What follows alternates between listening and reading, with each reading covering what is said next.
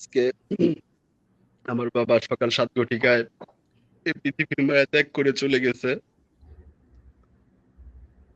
উনার জীবদ্দশায় উনার জন্য কোনো কিছু করতে পারি নাই আমরা। পিডিআর-এর সদস্য জনাব এনামুল হক, তিনি আর আমাদের মাঝে নাই। আজকে আপনারা জানেন যে বিডিআর-এর শুনানি আছে আজকে। তাদের জামিন শুনানি হবে। এনামুল ভাই, ওনারও ১০ বছরের সাজা ছিল। সেই ১০ বছরের সাজার মেয়াদ শেষ হয়েছে আরো ৫ বছর আগে। তো আজকে আমরা আশা করছিলাম যে উনি জামিনে বের হবেন। তার আগেই তিনি চলে গেছেন।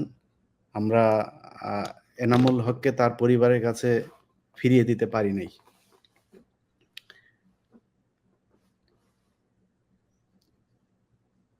আমাদের বিপ্লবী সরকার, এই বিপ্লবী সরকার ৬ মাস পার করেছে। এই ৬ মাসের ভেতরে শেখ হাসিনা যাদেরকে শাস্তি দিয়ে গিয়েছে তাদের তো শাস্তি হচ্ছেই। যাদেরকে খালাস দিয়ে গিয়েছিল তাদেরকেও এই ৬ মাসের ভেতরে শেখ হাসিনার সরকারের সেই সাজাপ্রাপ্ত কথিত আসামিরা তাদেরকে ছাড়ার সুযোগ এই সরকার পায় নাই। আমাদের সাথে উপস্থিত আছেন এনামুল ভাইয়ের ছেলে। তিনি এমনিতেই অসুস্থ ছিলেন, খুবই অসুস্থ ছিলেন। কালকে রাত ৩টায় উনি বাসায় এসেছিলেন। তার চিকিৎসা নিয়েও নানান সমস্যা হয়েছে।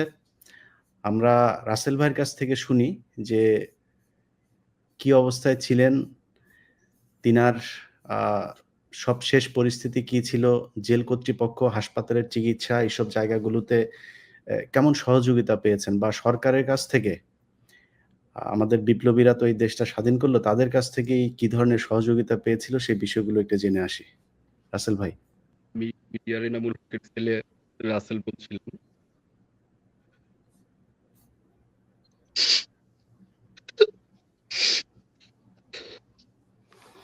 আজকে আমার বাবা সকাল ৭ ঘটিকায় এই পৃথিবীর মায়া ত্যাগ করে চলে গেছে। উনার জীবদ্দশায় উনার জন্য কোনো কিছু করতে পারি নাই আমরা। লাস্ট ডক্টর যখন হসপিটালে উনি ভর্তি হয় তার ১৫ দিন পরে উনাকে উনার অবস্থা যখন অবনতির দিকে যায় তখন উনার জন্য আইসিইউ বরাদ্দ করা হয়। বাট আইসিইউতে মাত্র ১৫ শয্যা বিশিষ্ট আইসিইউ। যদিও কোনোটা খালি হয় তো সেক্ষেত্রে কোনো প্রভাবশালী লোকের তত্ত্বাবধানে হয়তো অন্য কেউ এখানে চলে যায়। লাস্ট গতকালকে আমরা একটা আইসিইউ পাইছি কোন একটা ডাক্তারের মাধ্যমে।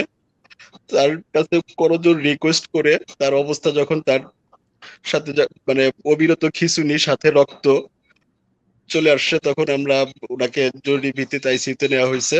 জাস্ট ২:৩০-৩টার দিকে, বাট সকালবেলায় মানে খবর আসছে যে উনি মারা গেছে। আর এই হচ্ছিল চিকিৎসার সার্বিক পরিস্থিতি। আর উনি গত ২ বছর যাবৎ আপনার গত ২ বছরে দুইবার ব্রেন স্ট্রোক করছে। করার পরে উনার মানে উনি একদমই মানে প্যারালাইজড হয়েছিল, নড়াচড়া করতে পারে নাই। লাস্ট ৬ মাস যাবৎ উনি কোনো কথাও বলতে পারে নাই। এতটা কষ্ট নিয়ে উনি দুনিয়া থেকে চলে গেছে। শেষ ইচ্ছা পর্যন্ত আমরা ভালো করে শুনতে পারি নাই। উনি লাস্ট পর্যন্ত উনি মেমোরি লস ছিল, উনি কাউরে চিনতে পারে নাই।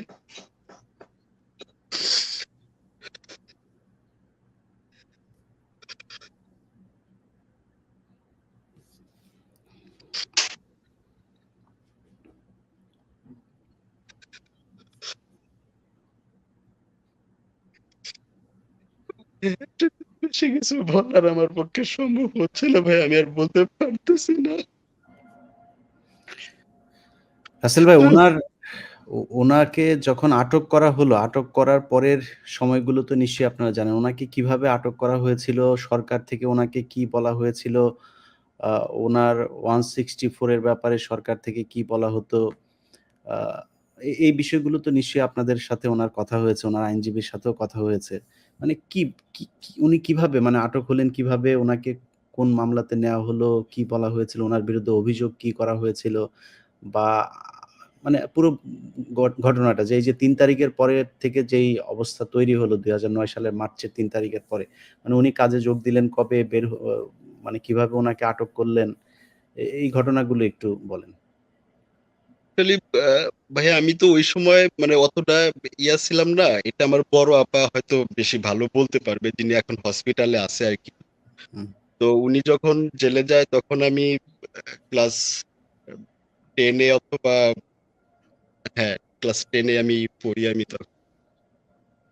তো মানে যতদূর আর কি মানে জানি উনি ওইখানকার মানে সবকিছু রেখে এখানে চলে আসছিল আর কি, চলে আসছিল। দেন তারপরে এখান থেকে তাকে আর কি মানে আমাদের ফ্যামিলির লোকজনই তাকে আর কি মানে আহ, মানে আইন শৃঙ্খলা রক্ষাকারী আইন হাতে মানে আর কি উঠায় দেয়। তো তারপরে ওইখান থেকে আমাদেরকে বলা হয়েছিল যে মানে যখন সরকার মানে বিজ্ঞ আদালত যখন রায় দেয়, শোনা মানে 10 বছরের সাজা হয়েছিল। ওনার নামে অভিযোগ ছিল হত্যা মামলা এবং বিস্ফোরক মামলা যেটা। তো হত্যা মামলা 10 বছর সাজা হয়েছিল। তো 10 বছর পার হয়ে যাওয়ার পরেও তো আপনারা তো এই বিষয়টা জানেন যে 10 বছর অলরেডি চলে গেছে, 17 বছর হয়তো চলতেছে।